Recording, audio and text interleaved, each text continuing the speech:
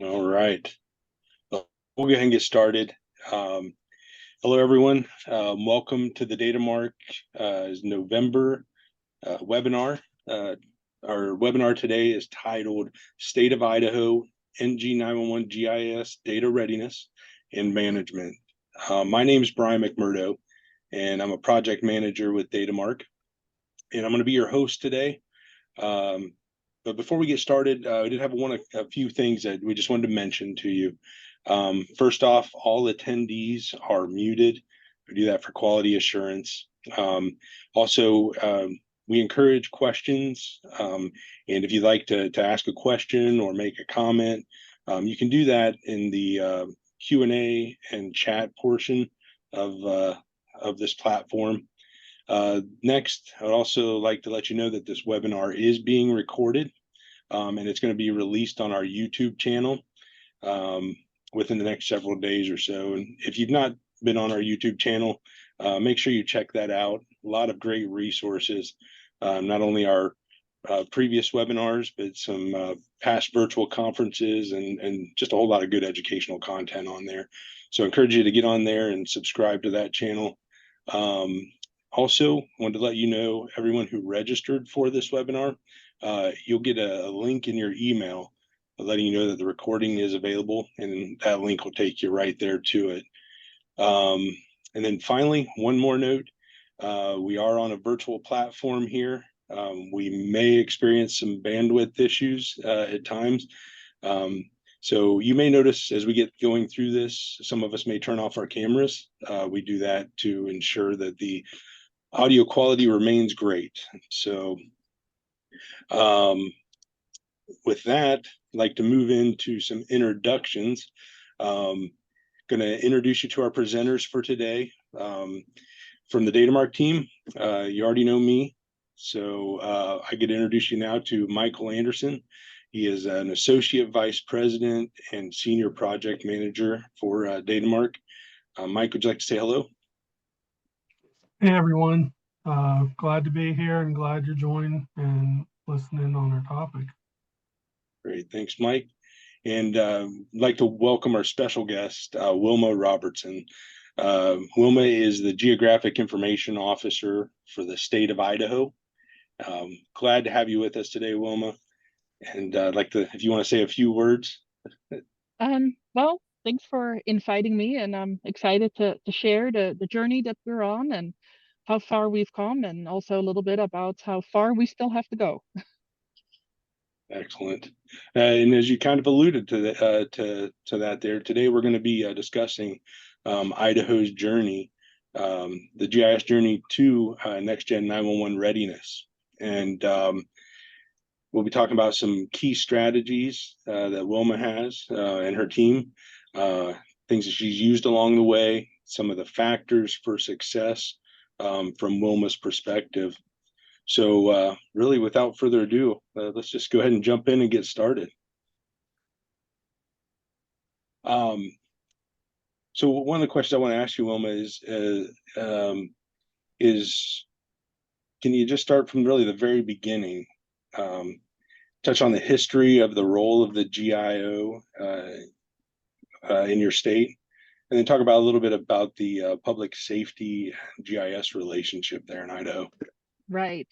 Well, thank you. And I can just speak to it from what I have observed over the years. And I have been with state government and involved with GIS here for about 15, 16 years, so quite a while.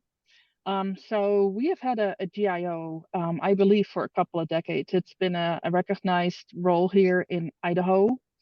And under the Geographic Information Office, we have a board frequently called in other states. It's called the Idaho Geospatial Council Executive Committee, and we also have an Idaho Geospatial Council, and I've been involved with them for the last 10 years.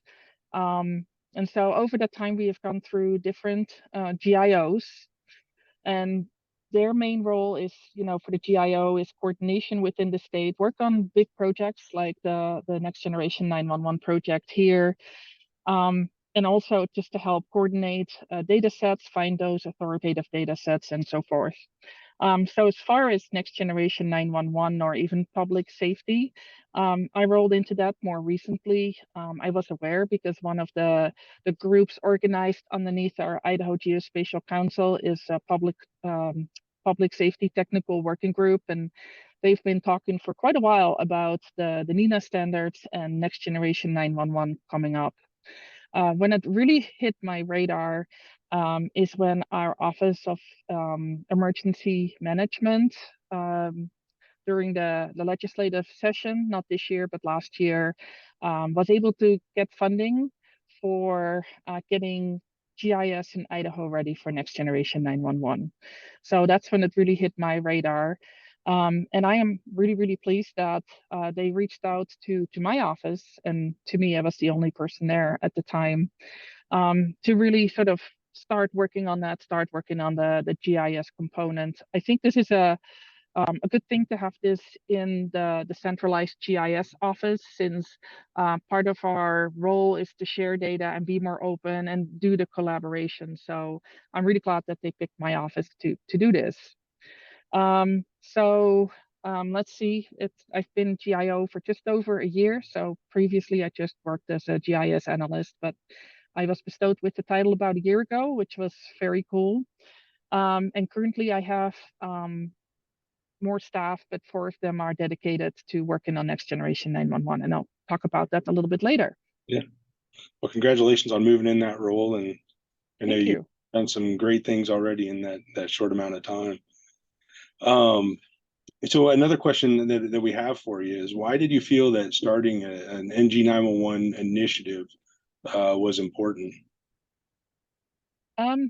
Well, a lot of the drive for this, like I said, came from our Office of Information Technology Services. It came from our Idaho Public Safety Communication Commission.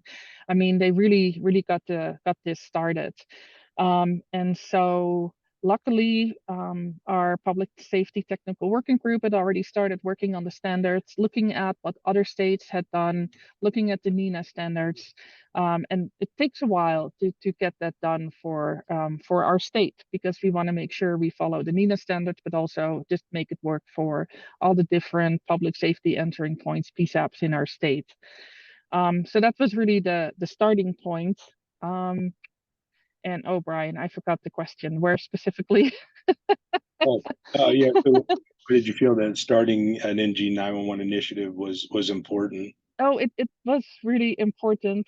Well, getting started on this and learning more about it, I thought it was a really good idea to get this started first, because what we've learned in talking to other states is that the GIS piece takes time. And actually, we have learned too that getting the GIS data in a good format does take time. And so I'm really glad that we got this started a little bit prior. So by the time the rest of Idaho is ready, and they're ready to move to next generation 911, at least it's not the GIS holding it up. And having said that, some PSAPs in Idaho, they're there. They've been working on it for years, but just making sure that we get everybody up to a good spot at that time. Yeah, excellent. And I think you hit on something that it's important there. It does take time, and it's important to get the ball rolling on it. Yeah. So I do like the information there, as you can look at the slide. I mean, just going back to 2010, just that progression to where you're at today. So right. Yeah. So my next question, what were some of the goals that you set up for yourself and your team? And then I got to follow up when you're kind of done answering that one. Okay, that sounds good. So the main goal is to get GIS data ready for next generation 911. To get the process started, to get the word out to public safety entering points, PSAPs, that this is coming and that this requires GIS data, and basically just kind of seeing where people are at and just getting them to a place where they have the correct data, but also the workflows in place to keep it updated in the long run. One of the goals, since people heard about next generation 911 probably for quite a while, but just basically telling people, no, this is really happening, this is coming, and just kind of getting people going was really important. I also wanted to try and be as transparent as I could be. This was the first time I got a fair chunk of money to spend, which is a whole new feeling. But I really wanted to make the folks feel that gave me this money, and when I say me, my office, this money, really wanted to make sure that they realized that we were trying to do our best to be responsible with that money and show them what we were doing along the way. So on the slide, you can see here one of our earlier dashboards that kind of shows all the visits that we were doing. Mostly my goal was not to fail. Yeah. It was still going, so that's a good sign. That could always be a fear, but you can't let that fear of failure stop you. But I thought that was really powerful too, what you said. I mean, being transparent, you're responsible for all that money, but making sure your stakeholders or people are seeing what's happening. So I really admire that too. So they can see the progress, and as I alluded to earlier, I have a background in GIS. The public safety component was fairly new to me, and it's been interesting because I was really worried about that, obviously. But I think in a way it's also been helpful, and I can talk about that real soon when we talk a little bit about how we got started. Yeah, but it was not necessarily a bad thing. No, yeah, I agree. I think so. We talked about kind of your goals. How did you think you were going to accomplish those goals?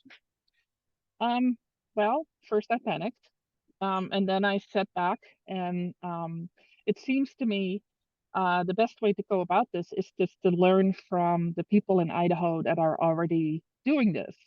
And this is actually where it's not necessarily a bad thing when you're coming in new. You don't have any preconceived notions, and um, I think it helped with being more open to listening to people already doing this and learning from them, and hopefully getting their buy-in along the way. So the first thing I did is I found out who were some of the people in Idaho that had been going on this journey already. And so I talked to, different folks here from the Office of Information the Office of Emergency Management, the folks, Stephanie Johnson and Todd Buchanan here in Idaho, who are pretty far along the way. I went on a road trip, visited Greg Warner and Kirk Becker out in Bonneville County in Idaho Falls. And actually, I was on my way to Canada. My youngest lives in Canada. So on the way back, I took a different route, drove through northern Idaho, talked to Marcus Robbins from Bonner County. I've been talking to Bill Reynolds and Angel Barnett and Dave Taylor for a while. So really those key players that have already been working on this. I mean, they all know each other. And this has been really, really helpful. Also took a look and see what's already happening in terms of GIS tools to validate this data, and different companies that were already involved, as well as some of them that already received grants for this kind of work in the past or going into the future. And then I try to basically mimic or build on what was already happening in Idaho.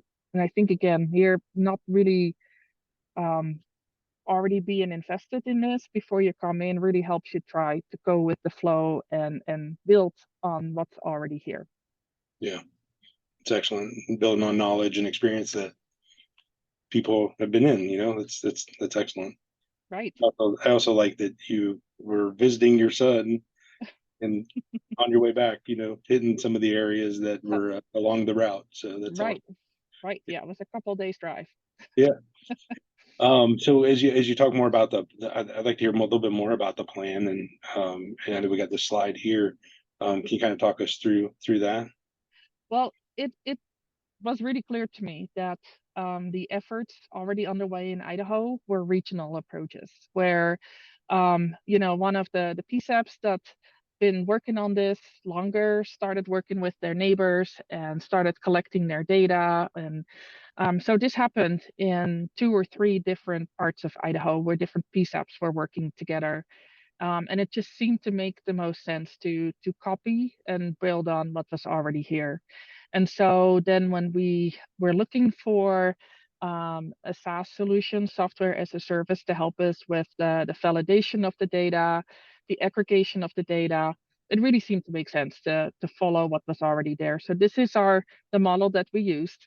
So we put 3 on the slide here, but there are 6 in Idaho, in different regions. And so the PSAPs in that region all sort of aggregate up to like a regional hub, where they can then also look and see, making sure that the data is consistent from one PSAP to another.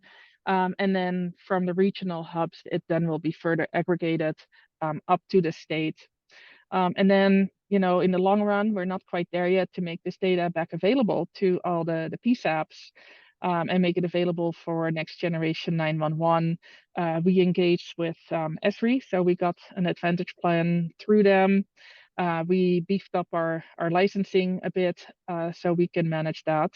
But I think one of the best investments, if you want to go to the next slide, really the grease that makes everything work, are the 4 contractors that we've been able to hire. And Tom is out in eastern Idaho, which has been great because he's local. He can just work with all the PSAPs that are out in that area. Ellie is up north, and so she's working with all the PSAPs up there. And then Pam and Paul are here in Boise, just working with the PSAPs around here. But I have trouble seeing how we could have possibly gotten anywhere without those 4 people. So they're phenomenal, and it really helps with the contact between my office and the different PSAPs that are there. And it also just really allows them to get to know those people better, their data better, and just kind of keep working on it. Yeah. No. Yeah, I agree, Wilma. I think that's one thing that I noticed during the course of the project and where you've gotten to this point was you had people stationed throughout the state and had relationships with the different PSAPs and the GIS community out there, and they were able to bring them along and speak the language, as well as support after things are in the system. I think that's kind of a key component, because you're always going to have, in a statewide implementation, there's going to be somebody that's not quite far enough along, maybe don't have the proper resources to sustain this. And I think that's in the interim here, as you're bringing this along, I think that was a very key to having your 4 contractors there, 4 people on your team to support that effort. Right. And honestly, I could have used 6 or 8, but Yes. Those 4 are phenomenal. Yes. Yeah. We did have one question out there. They asked, when is the switch to NG9-1-1 for Idaho expected to take place? That is a really good question, and there's no set date, and so that is one of the things that people keep asking us. But there's no set date yet. It's coming, and we wish we could say, oh, it's right then and there. It's coming, but we don't have a set date. There's some that are getting really close, just on a regional level, I think. But for the whole state of Idaho, I cannot give a date. I'm sorry.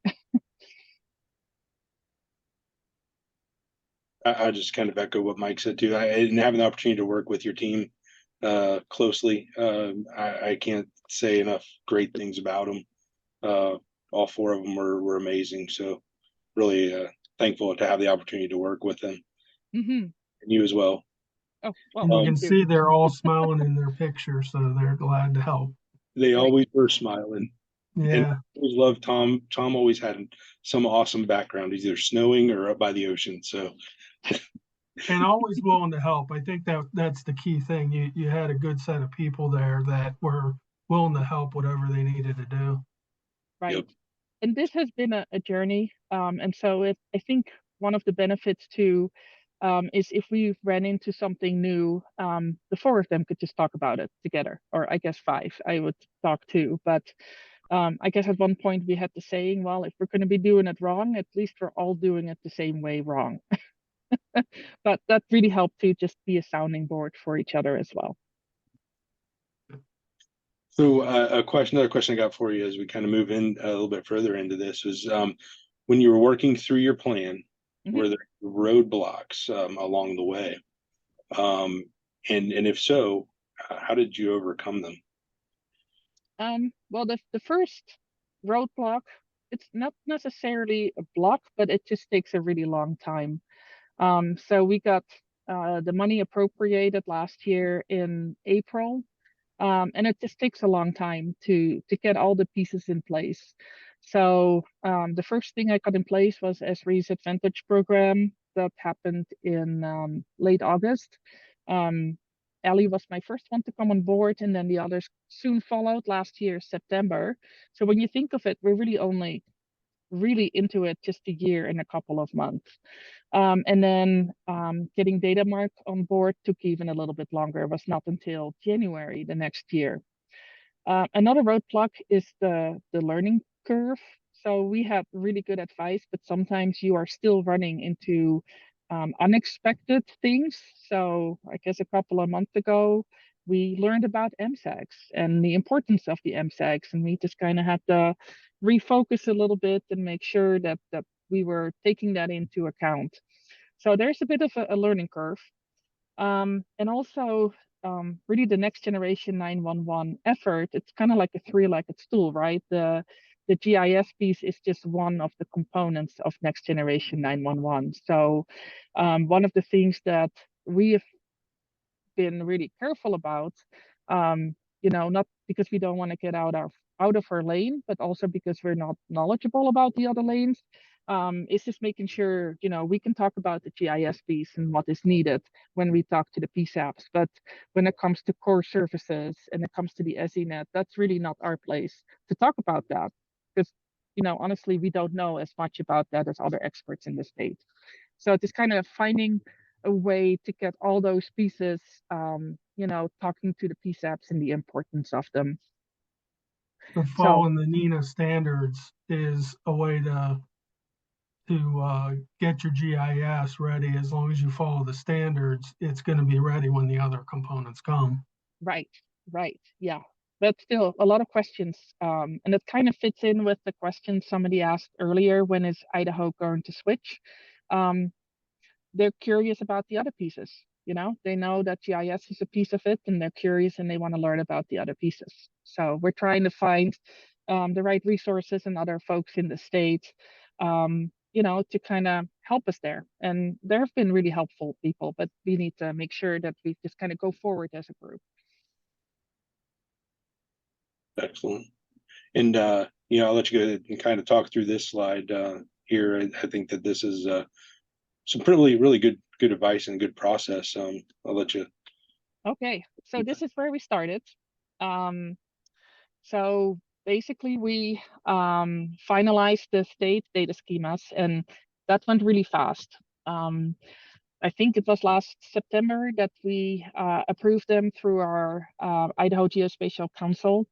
And that was really good to get started on that. Kudos to the Public Safety Technical Working Group to really be thinking about this for the last 2 years, because you cannot really do much if you don't know what your data should look like, right?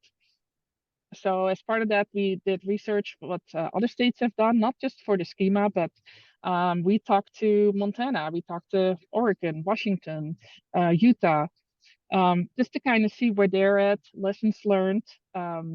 This chick, the National States Geographic Information Council, has been really helpful with the other GIOs from different states that are working on this. We talked to Kansas, so we really reached out to a lot of different states just to learn about what the process they've gone through and the lessons they've learned. And also talking to the neighboring states been interesting just to talk about boundary issues between states. So very early on, Esri came out. So through our Advantage plan, Esri came out. We did a road trip with them. We went up north. I think we had 4 or 5 different workshops We invited anybody we could think of related to the public safety, and they did a really good job, gauging where they're at, what their pain points are, what their thoughts were about what this should be, how it should go. That was really, really helpful. And based on that, S3 came up with a number of activities that we've been going through, for example, a communication plan. They helped us with our infrastructure, leadership, lots of things. So we visited all the PSAPs, talked to every single one of them in person. So that was a couple of road trips. And we were just kind of curious, where were they? Were they thinking about next generation 911? Did they have GIS data, those core data sets that belong there? Are they being updated? What is the quality of the data? Is there a workflow in place? Do they have people in place that could potentially maintain that? Just to kind of get a sense of what we were up against. And we were also able to get data from all of them. So that was mostly the fall of last year. So September through December when the roads got too bad to really travel a lot. So we then did a big project to try and compare the standard against the data that we got, and what it would take to convert between the two. And in some cases we converted that data because we knew that DATAMARK would need that. And so we spent days and days. I gotta show you this. This is a cup for everybody. We spent days and days deconcatenating addresses into separate fields. So we've got a couple more questions that came in, Wilma, here. okay, What sure. was the aspect about the MSAG that you considered important for NG9-1-1? That's the data for next generation 911. So specifically the road centerline data needs to match the current MSAG. And so this is where we started contacting, I believe it was, the telecom companies that have that data, and using actually we used VEP, the DATAMARK product, to do comparison against the road centerline data that we had. And we found in a lot of cases that they did not match. And so that was actually my team's been really focused on that just the last month, just to find out. And now our next step will be to try and figure out, okay, we kind of know where those discrepancies exist between this master, what is it, the master, help me out here, master street Address guide. that's Yep. it. Yeah. Which is currently used to route calls, where it's the same and where it differs from the GIS data that we received from them. So our next step will be just to kind of figure out how we can then go back to those PSAPs, work with them, and see how we can fix that discrepancy. I mean, is this a case where the GIS data needs to be adjusted, or maybe the MSAC is out of date? And so that's actually one of the, it's not necessarily a roadblock, but we're just kind of trying to find some resources from those companies that really, use those MSACs to route calls, get more information from them to share with our PSAPs exactly what the role is and the importance of keeping that updated. That would be an example of, it's not just GIS, but getting other people involved to provide expertise and context for the other pieces of next generation 911. One additional question here. What additional information was provided to the NG9-1-1 schema to create the NG9-1-1 Idaho schema? Oh boy, way to put me on the spot there. Well, we do have our standard on our website, gis.idaho.gov. Some of the fields came from the current CAT systems that are in place. And so some of the fields that are right now being used by E911 are just a little bit different than what is in next generation 911. So we added them to the schema for now as optional. So as we go through a transition period and, we set those workflows in place or put those workflows in place, the data is useful not just for when we get to a next generation 911, but they're also useful right now.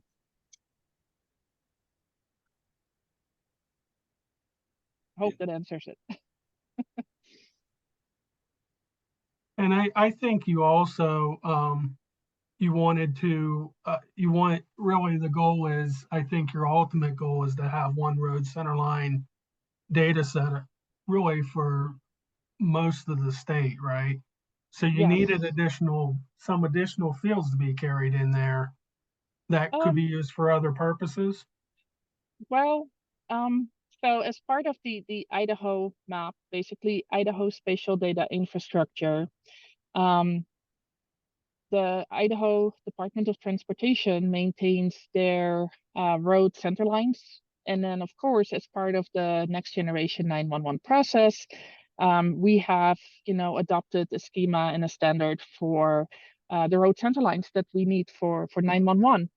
And so we still have to figure out how we can bring that together, because the purposes are so different. The way that the data, the line work, the roads are broken up is different between what the Department of Transportation does and what we do. And so that's still a puzzle that we need to figure out. But no, we did not, proactively figure out, what attributes we need in our schema to make that work. But that's going to be a discussion to come. Another roadblock. One I'm sure you'll be able to get through. That's no doubt about that. So I know we have a little more here of the process. I don't know if you wanted to talk through a little bit of that.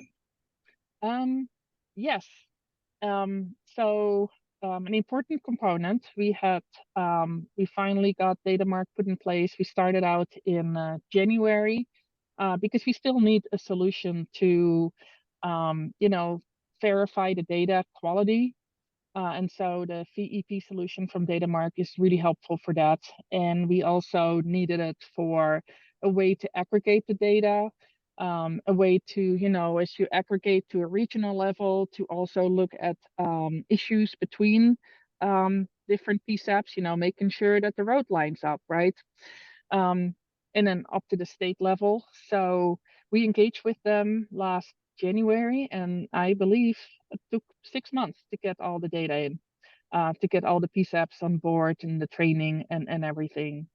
So as far as the workflow, just for longer term, keeping this data updated, adding new roads, adding new addresses, as well as currently for my team as they are, taking in data that needs to be, updated.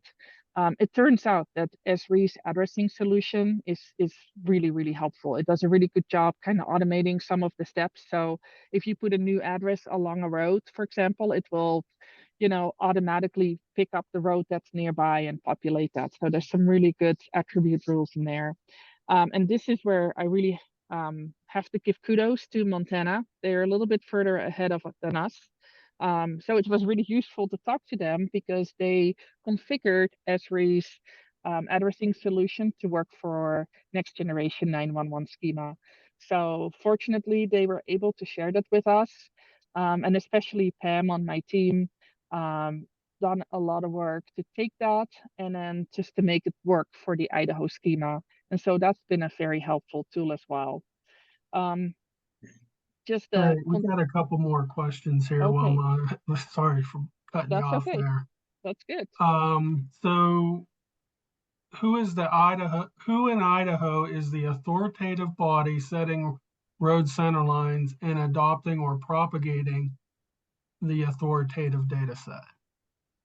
Okay, so the standards are set by our Idaho Geospatial Council Executive Committee, which is organized underneath the Idaho Technology Authority, which is put in place by statute. So that's the official governance structure.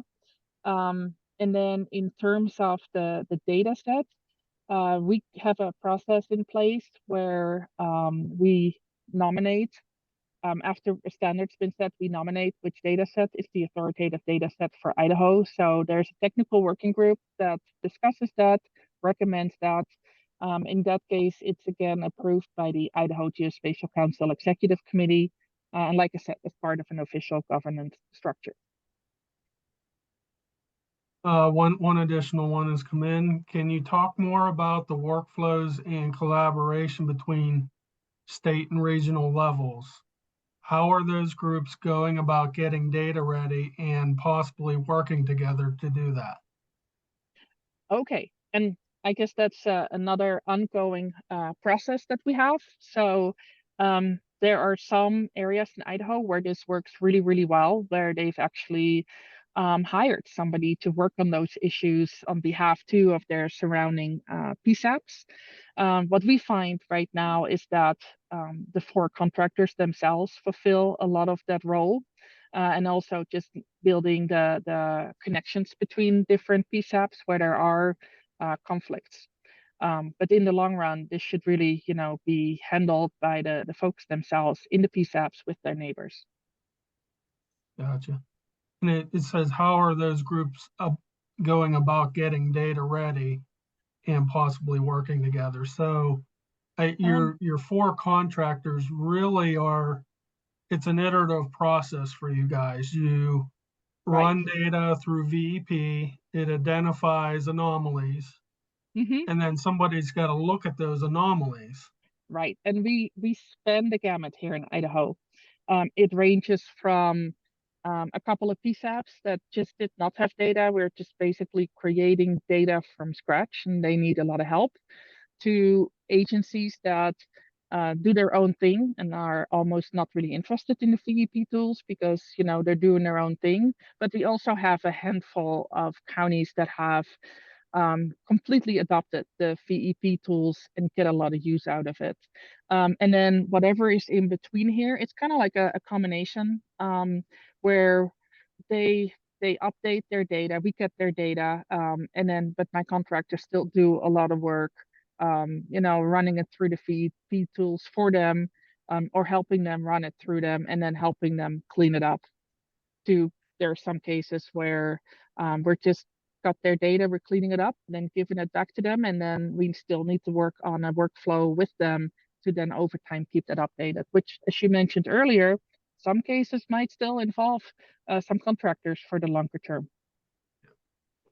All right. One more question came in as you were answering that. What is the relationship between Idaho data schema standards and federal standards? Well, we followed the NENA 2 standard. So those two are related. As far as a federal standard, I think the closest I can think of would be the national addressing data set for addresses, but which I believe is very close to the NENA schema itself. So I'm not sure I answered that question, but No, I think that's good. There might be the USPS standard out there as well. yeah, but we're not using those. Right.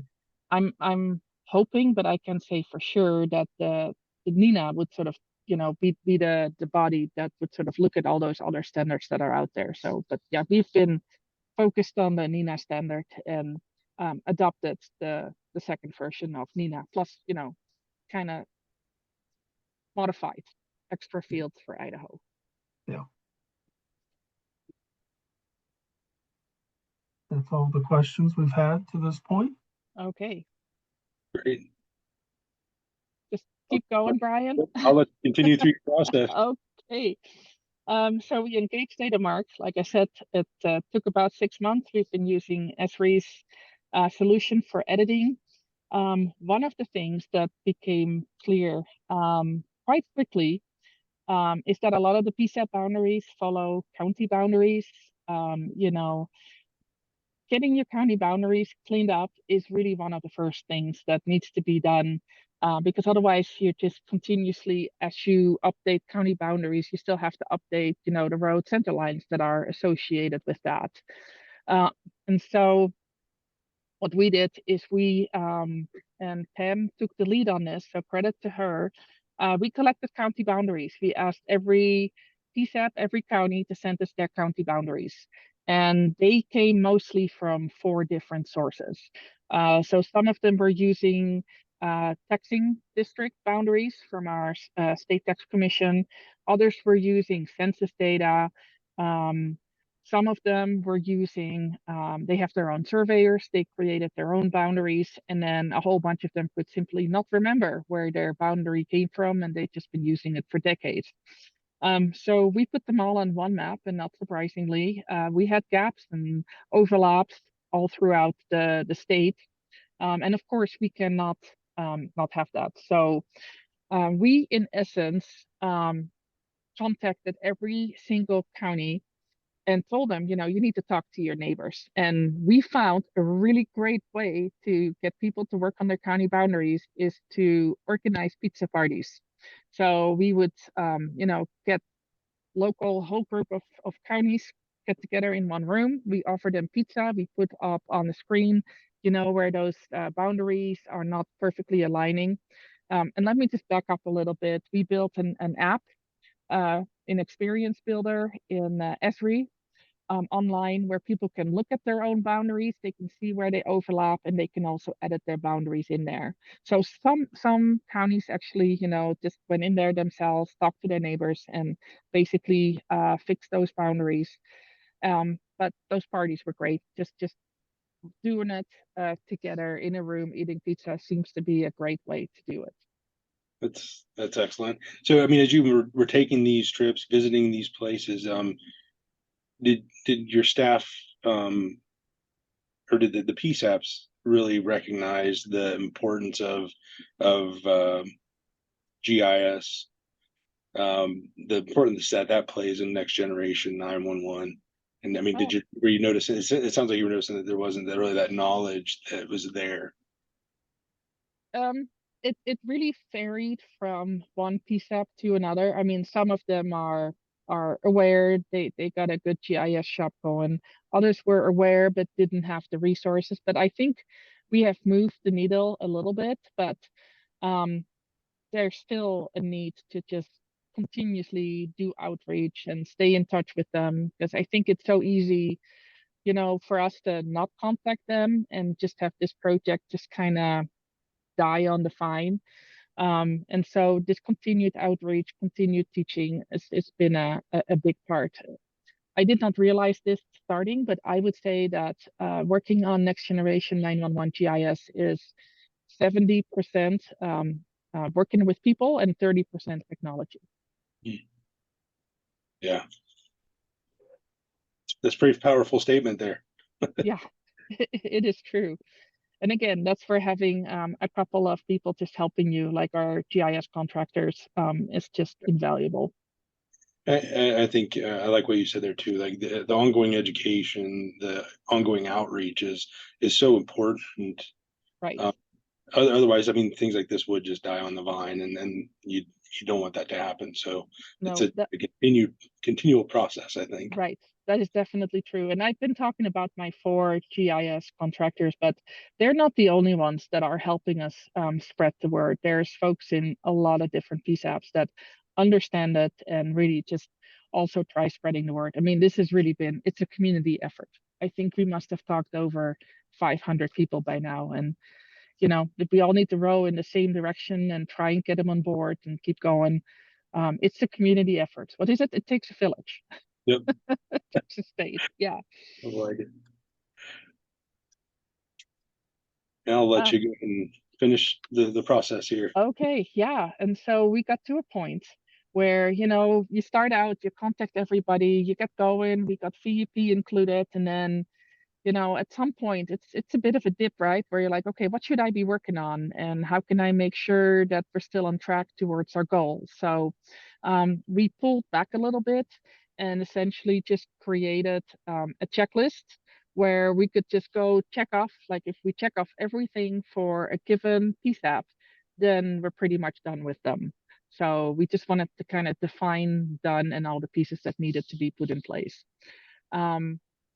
So I'll talk about that a little bit more on the next slide, where we just have the checklist, grown a little bit. And so actually this dashboard is out there, and every week we update it as we go through the checklist, and update, which items have been done. So hopefully every week we can still show progress, even though some of it is pretty slow, just because some of those tasks just take a lot of time. And also we started trying to focus all four contractors on the same thing. So we had MSAC and LE week, which really turned into MSAC and LE month and a half. But it really helps because, you know, everybody's sort of working with the same data, has the same focus. And it really helps, you know, just to seek out the resources we need as we're working on it, and just for them just to bounce off ideas they have, and just bounce off, you know, problems, issues, things that they see in the data. So that was really helpful. And if you can go to the next slide, I can show you the checklist just a little bit more. So that really runs the gamut from, you know, those different required data sets, from, you know, even finding out where the sources are. So for example, when you think about addressing, those addresses frequently come from, you know, local addressing authorities. And so a couple of slides back, I showed you a photo of like a meeting where we invited like every city, every county, anybody involved with addressing or generating roads, and basically explaining to them the importance of their data, and that the data that they create is going to end up on a map that's going to help route 911 calls, just so they understand that what they do is important. And then basically it goes all the way from just identifying it to updating it, and basically just having a workflow in place that just continuously updates that data set. So when you look at the list here, the first 5 of them really are just kind of going through that process from identifying to having a mature workflow in place to keep it updated. So the tools, the people, you know, the rules, procedures, so they can just keep going. And then as far as data quality, this is where contractors that spent quite a lot of time too, because we knew as we would run this data for the first time through, you know, the validator, you'd find a lot of errors the first time, and you can start fixing them. And then over time, you know, as people understand the type of errors that are popping up, then, you know, hopefully the editing is sort of being adjusted so those errors are not being made over and over again. But at the same time, you know, instead of checking all your data, you're just checking like new data over time. So we figured there'd be a big chunk of work upfront just to get all those data sets up to that level. And then let's see the workflow, just making sure that that's all in place and it's all working together. It's working at a state level too. So as far as the solution goes, the VEP setup took less than 6 months. So the DATAMARK team, I mean, we met every week, and I think we got like 1 or 2 new ones on every week. I think it really helped that the contractors and myself been working on it a couple of months prior. So we basically had most of the data sets already ready to go. We already had looked at it. And so there's going to be ongoing activities, and recently found out that the Idaho Public Safety Communication Commission, and with a really big thank you to our Nez Perce County, who've sort of taken a leadership role in this as well, how 3 of my 4 can now stay on for another 2 years. A little bit reduced capacity, but still, I think that will really, you know, help kind of switch over from us doing a lot of work to, you know, getting those PSAPs more comfortable and themselves to do it. And like I said, many of them are already just doing it because they're great people. Yeah.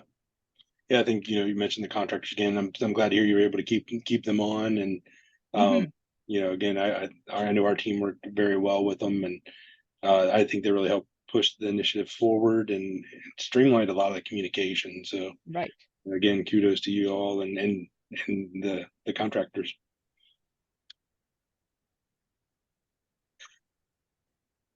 So yeah, so that what do you think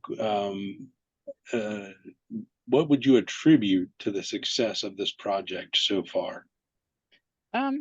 I noticed that I again mentioned my GIS analysts here, but I would say when I did my road trip, just the willingness of everybody to take the time to talk to me, give me advice, give me feedback. That was huge, you know, just to kind of get the structure set up and hopefully get us off on the right track. Then really the GIS analysts have been the secret sauce just to make all of this work. The VEP DATAMARK tools were key to our success, because otherwise I don't know how we would have in such a short period of time been able to put in place a system that would check the data and aggregate the data.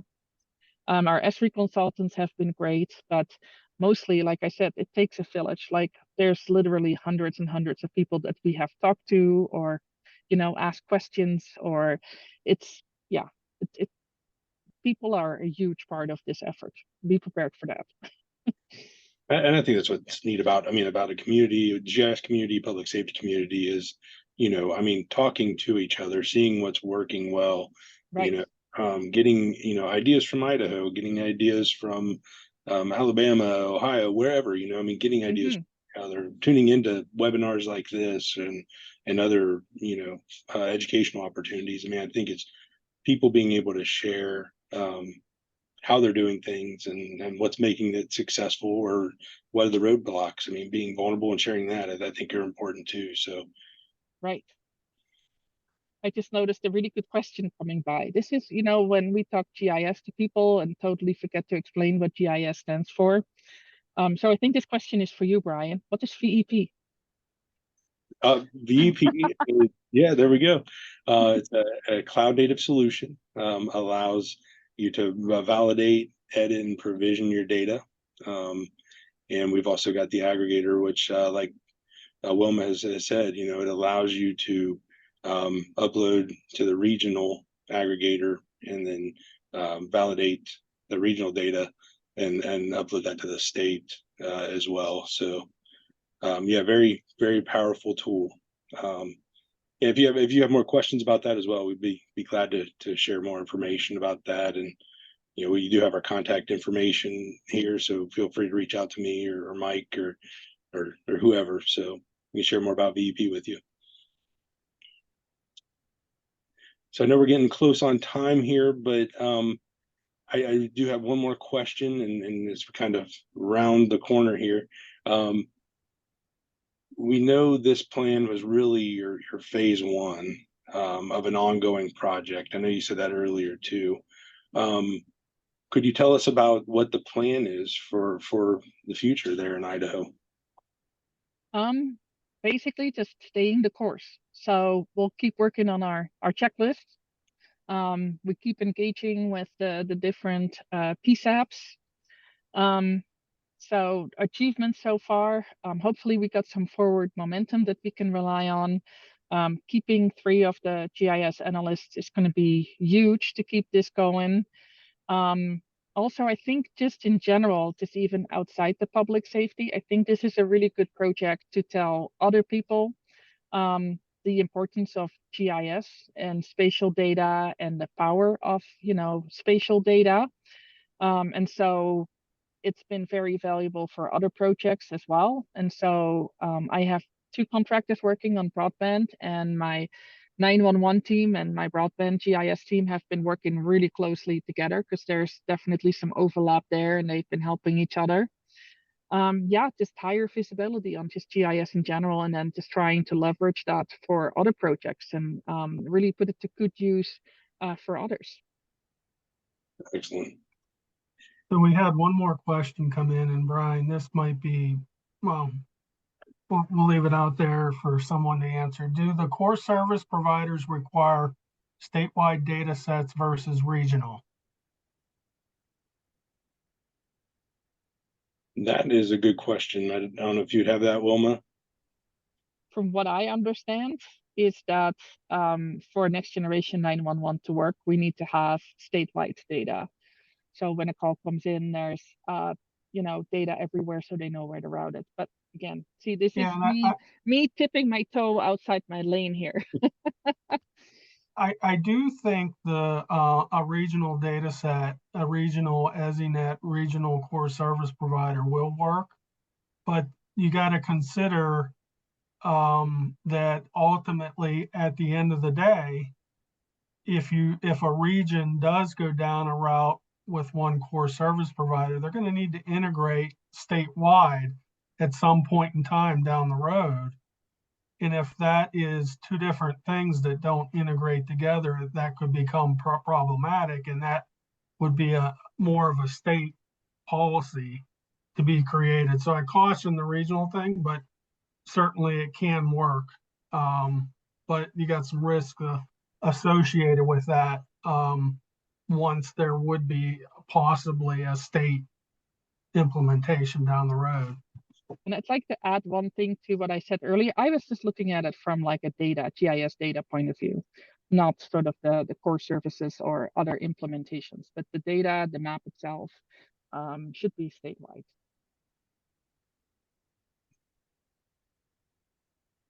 Mike, do we have any more questions pop up in there? No, I don't think so. There was just what does VEP stand for, and I think Stephanie answered it. That's validate, edit, and provision. And it's just an acronym for validate, edit, provision, which is a SaaS offering. Yep. I think that is the extent of the questions. Great. Well, I just, you know, I want to first off appreciate everybody taking the time to join us today. Again, I think it's so important that when we have the opportunity to share what's happening in places, again, successes, roadblocks, that we do that. Wilma, I thank you so much for taking the time to no be problem. on here, to share out there what's going on in Idaho. I again want to say, you know, kudos to your team, Tom, Pam, Allie, everybody has been awesome. And if again, this is going to be recorded, so take time to review the recordings on YouTube. Check out some other educational opportunities. If you have any questions beyond this, feel free to email us. Be glad to get answers to you. So thank you all for your time, and have a great rest of your day. Thank you. I would say if anybody has experience and thinks that we would benefit from talking to you and sharing your experience with us, please contact us. We're always looking for folks that have experience. Great. Thank you. Thank you. Have a great day, everybody.